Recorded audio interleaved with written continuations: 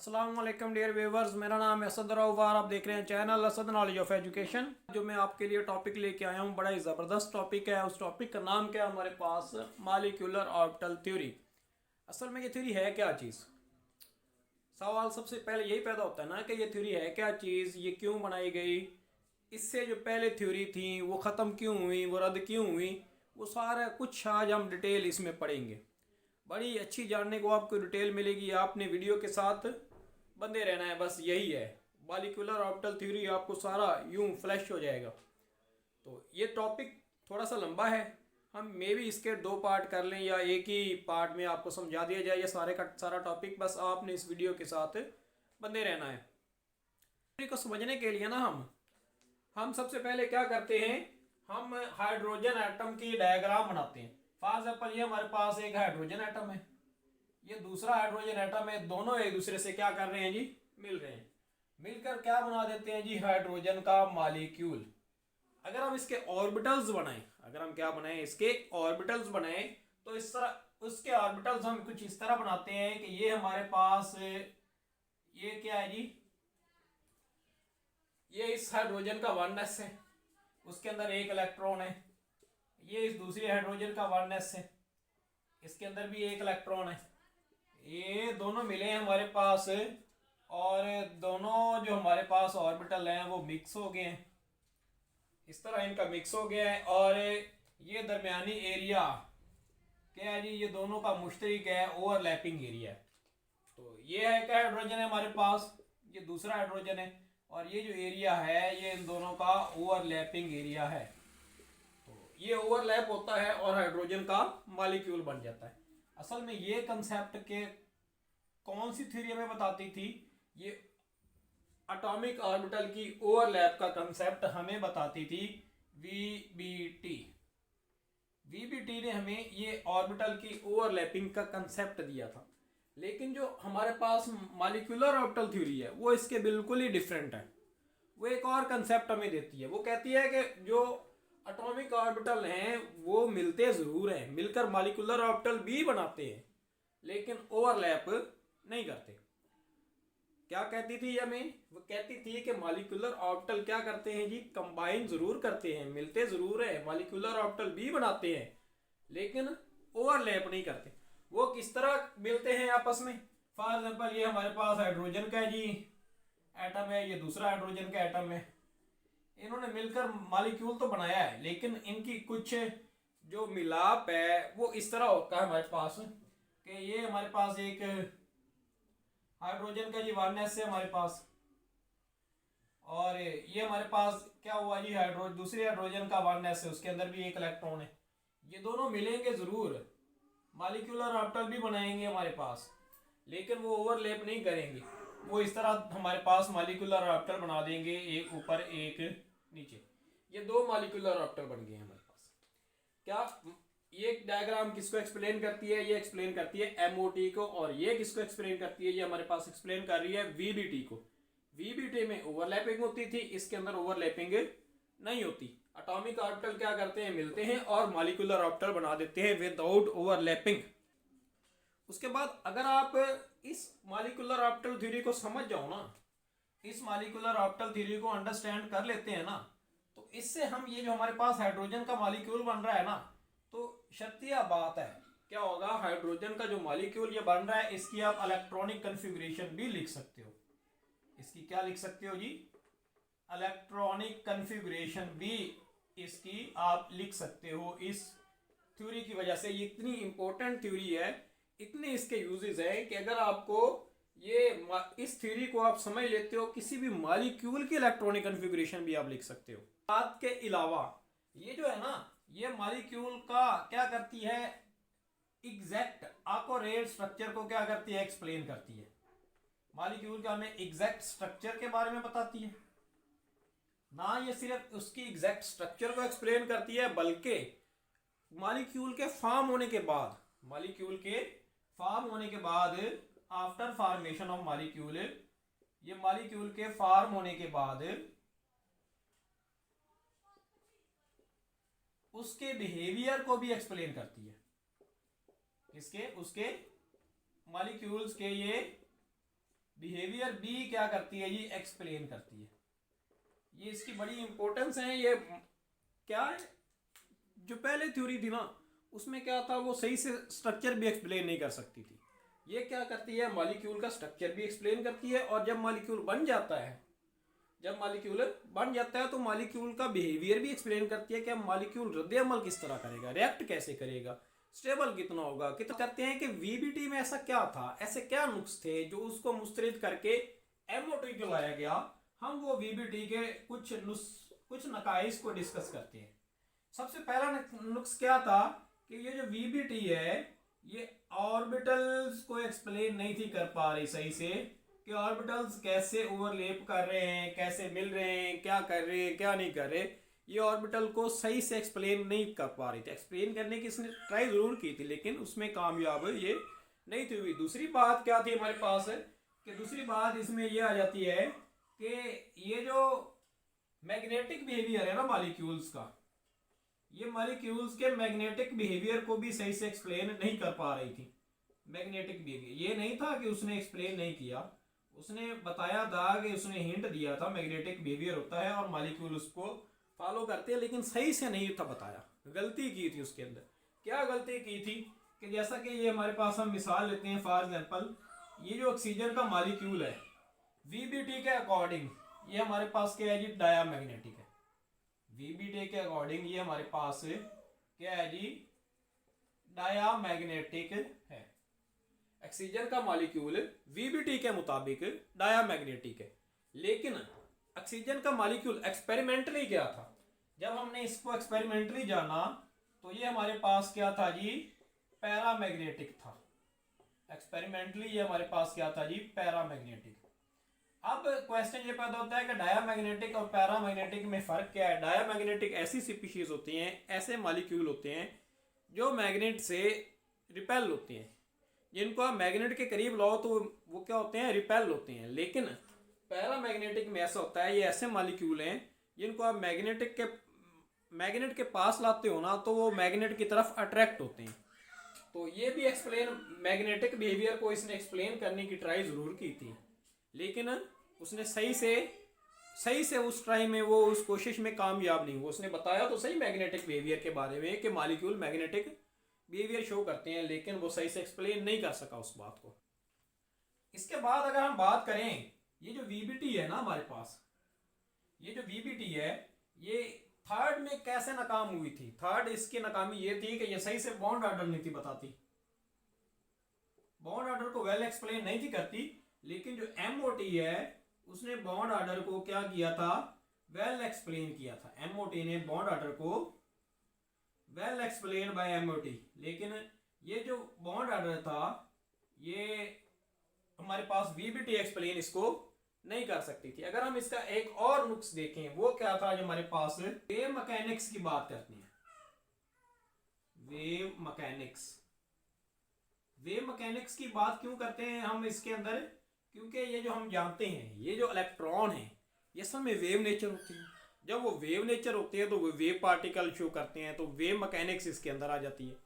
ये जो हमारे पास एमओटी थी वो वेव इलेक्ट्रॉन की ऑर्बिटल्स की वेव मैकेनिक्स को भी वेल एक्सप्लेन करती थी, लेकिन वीबीटी इसके बारे में कुछ भी नहीं थी कहती हमें। ये वेव मैकेनिक्स को वीबीटी एक्सप्लेन नहीं करती थी, एमओटी वेल एक्सप्लेन करती थी इसको।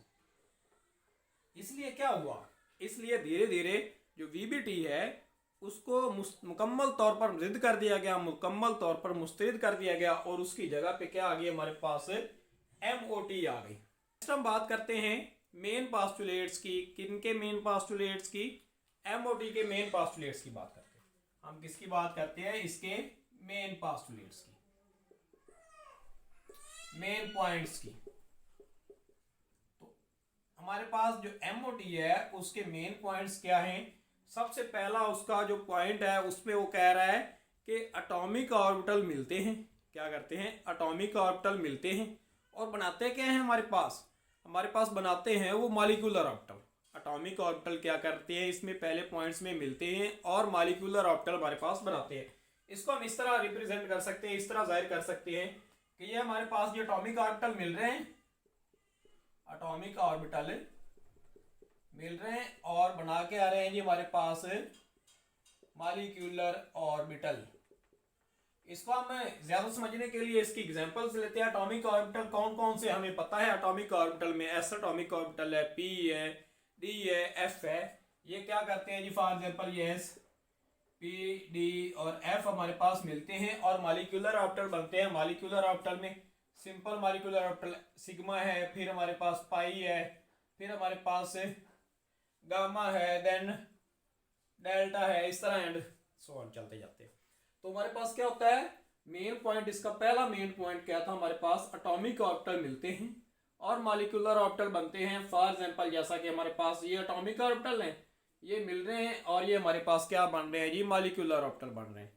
ये जो मॉलिक्यूलर ऑर्बिटल हैं इनकी टाइप्स क्या आ जाती हैं, सिग्मा आ जाता है, पाई आ जाता है, गामा आ जाता है जी, और हमारे पास डेल्टा आ जाता है। ये इसकी टाइप्स हैं। अब हम इन ऑर्बिटल्स को देखें। ये जो हमारे पास सिग्मा ऑर्बिटल है, ये हमारे पास हम कहते हैं कि ये लीनियर ओवरलैप से बनता है। ये किस ओवरलैप से बनता है, लीनियर ओवरलैप से बनता है। अगर हम बात करें ना पाई ऑर्बिटल की, तो हम ये कहते हैं ये साइड बाय साइड ओवरलैप से बनता है, साइड बाय साइड ओवरलैप से। हम इसके नेक्स्ट पॉइंट की बात करें, दूसरे नंबर वाले पॉइंट की बात करें, तो हम कहते हैं कि जितने एटॉमिक ऑर्बिटल मिलते हैं हमारे पास, जितने एटॉमिक ऑर्बिटल मिलते हैं उनकी जो तादाद होती है वो मॉलिक्यूलर ऑर्बिटल के बराबर होती है, मॉलिक्यूलर ऑर्बिटल के।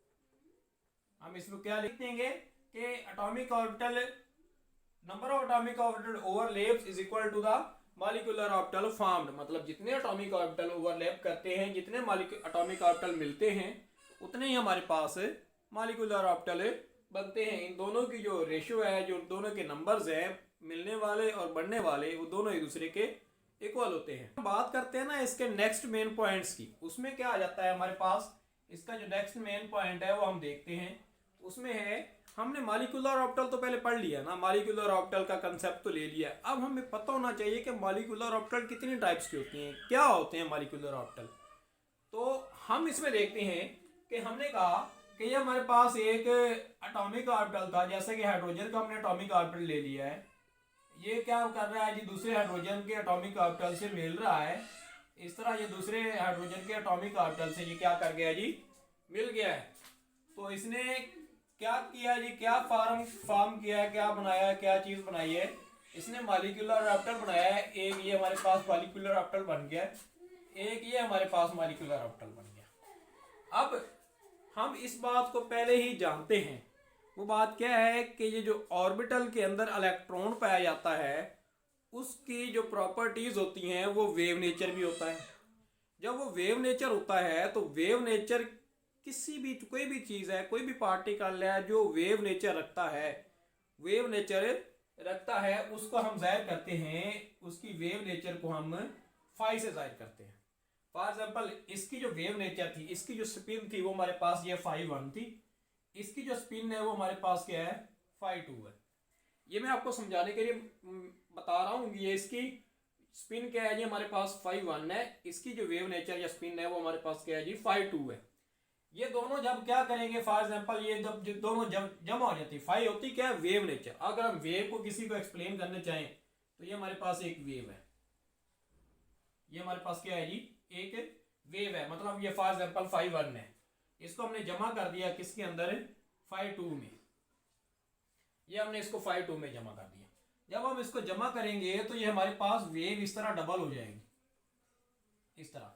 ये हमें क्या बताती है, श्रोडिंगर वेव इक्वेशन, ये हमें इसी चीज की एक्सप्लेन करती है। लेकिन जब हम इसको माइनस करते हैं, जब हम इसको माइनस करते हैं, फॉर एग्जांपल ये हमने इसको क्या कर दिया जी, दोनों फाई 1 और फाई 2 को हमने क्या कर दिया जी, माइनस कर दिया। इस तरह हमने क्या कर दिया जी, इनको माइनस कर दिया। जब हम इसको माइनस करेंगे तो हमारे पास रिजल्ट क्या हो जाएगा, ये दोनों एक दूसरे कैंसिल कर देंगे और रिजल्ट इस तरह हो जाएगा। असल में ये होती है वेव की इंटरफेरेंस। जब वेव जमा होती है तो इसको हम कहते हैं जी कंस्ट्रक्टिव इंटरफेरेंस। इसको हम क्या कहते हैं जी, कंस्ट्रक्टिव इंटरफेरेंस। और जब वेव्स एक दूसरे में माइनस होती हैं तो इसको हम कहते हैं डिस्ट्रक्टिव इंटरफेरेंस। Destructive interference. जब ये वेव्स जमा हो जाती हैं हमारे पास, उनकी स्टेबिलिटी बढ़ जाती है। उनकी स्टेबिलिटी क्या हो जाती है, जो हमारे पास इलेक्ट्रॉन की स्टेबिलिटी इंक्रीज होती है।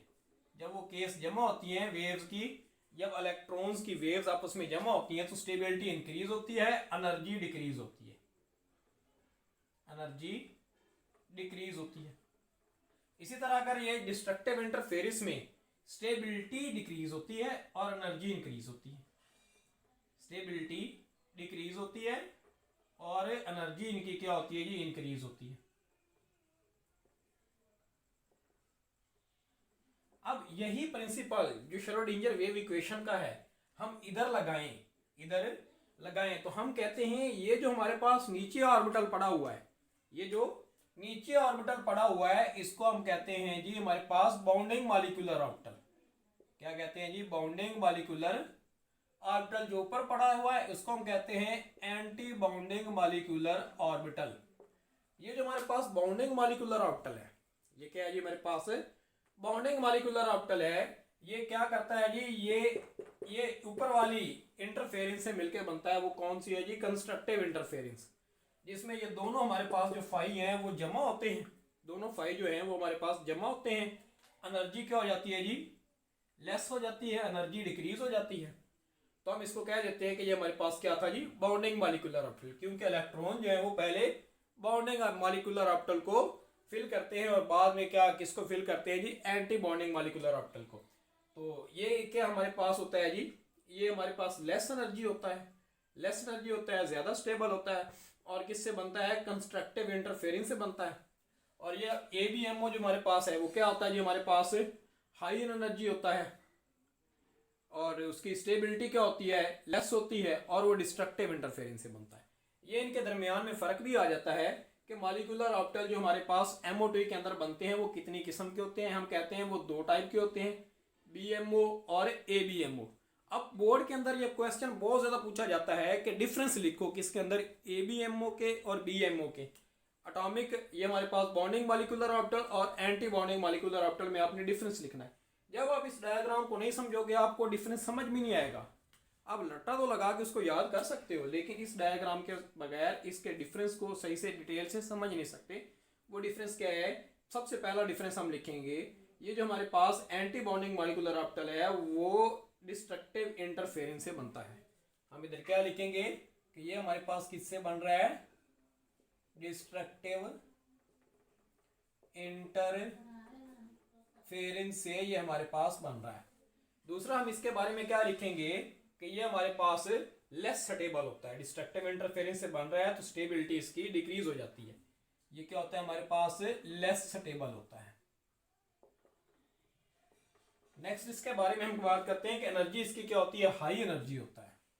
क्या होता है हमारे पास, हाई एनर्जी होता है। अगर हम बॉन्डिंग मॉलिक्यूलर ऑर्बिटल की बात करें तो इसकी खसूसियत ये हमारे पास, ये किससे बनता है जी, हमारे पास ये कंस्ट्रक्टिव इंटरफेरेंस से बनता है। कंस्ट्रक्टिव इंटरफेरेंस से बनता है। अगर हम नेक्स्ट इसकी बात करें तो इसकी स्टेबिलिटी जो होती है हमारे पास हाई स्टेबल कंपाउंड है, हाई स्टेबल है जी, हमारे पास स्टेबिलिटी इसकी हाई होती है। और नेक्स्ट अगर हम बात करें ना इसकी एनर्जी लेस होती है, लेस एनर्जी। तो ये था जी हमारे पास क्या कि इसका जो थर्ड मेन पॉइंट है वो उसमें क्या बताना है, हमने टाइप्स बतानी है किसकी, बाउंडिंग मॉलिक्यूलर ऑर्बिटल की, और उसमें हमने टाइप्स बनानी है किसकी, हमारे पास मॉलिक्यूलर ऑर्बिटल की टाइप्स बतानी है। वो 2 किस्म के होते हैं, एंटी बाउंडिंग और बाउंडिंग। हमने एंटी बाउंडिंग को भी एक्सप्लेन कर दिया है कि ये हमारे पास क्या होता है, एंटी बाउंडिंग मॉलिक्यूलर ऑर्बिटल और बाउंडिंग मॉलिक्यूलर ऑर्बिटल। अब क्वेश्चन आए डिफरेंस लिखना है तो हम इंशाल्लाह इसे अच्छे तरीके से आप कवर कर चुके होंगे, वो लिख सकते हैं आप इससे डिफरेंसेस का। नेक्स्ट अगर हम इसके चौथे पॉइंट की बात करें तो चौथा पॉइंट हम इसी को देख के गौर फिक्र करके लिख सकते हैं कि चौथा पॉइंट हम लिखेंगे कि ये जो बाउंडिंग मॉलिक्यूलर ऑर्बिटल होता है वो लेस इन एनर्जी होता है, जो एंटी बाउंडिंग मॉलिक्यूलर होता है वो हाई इन एनर्जी होता है। नेक्स्ट अगर हम फिर इसके एक और 5वां पॉइंट लिखेंगे इसी से देख के कि ये जो हमारे पास बाउंडिंग मॉलिक्यूलर ऑर्बिटल होता है वो स्टेबल होता है, anti bounding molecular orbital unstable होता है। हमारे पास सातवां पॉइंट हम इसका लिख सकते हैं, वो हमारे पास क्या है जी, कि जो हमारे पास बाउंडिंग मॉलिक्यूलर ऑर्बिटल है वो कंस्ट्रक्टिव इंटरफेरेंस से बनता है, anti bounding molecular destructive interference से बनता है। तो ये था आज का हमारा टॉपिक, जो MOT हमने पढ़ी है वो उम्मीद करता हूँ आपको अच्छे से समझ आ चुकी होगी। अगर आपको वीडियो पसंद आई है तो आपने चैनल को सब्सक्राइब कर लेना है, वीडियो को लाइक कर देना और बेल आइकन को दबा देना है। और इसका जो अगला टॉपिक है, नेक्स्ट जो इसका पार्ट है MOT का, वो हम इंशाल्लाह नेक्स्ट कल वाली वीडियो में अपलोड कर देंगे। अल्लाह हाफ़िज़।